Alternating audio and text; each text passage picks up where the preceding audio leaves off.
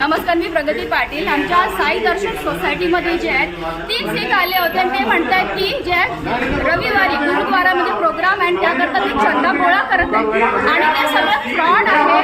तर हा जनजागृती करता व्हिडिओ बनवला जात आहे ज्याच्यामध्ये ते लोक जे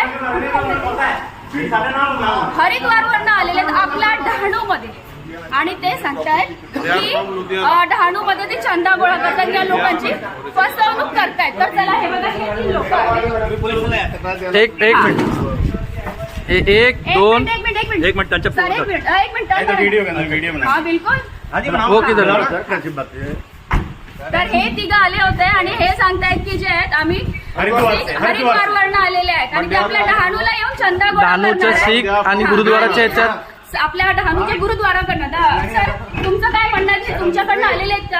आम्ही काही परमिशन नाही दिली त्यांना गोळा करण्यापेक्षा, नाही आम्हाला विचारलं पण नाही, काय विचारलं पण नाही. आणि आपला गुरुद्वारातून कधी आणि किती वर्ष आम्ही झाले, 60 वर्षाच्या वरती आम्ही इथे राहतात.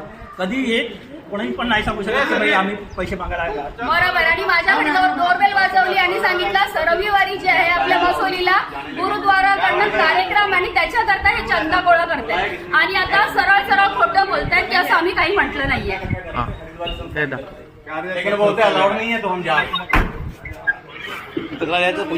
सर, आता ह्याच्याकरता काय करायला लागेल? पोलिसांना या पोलिसांना हो ठीक आहे, चला.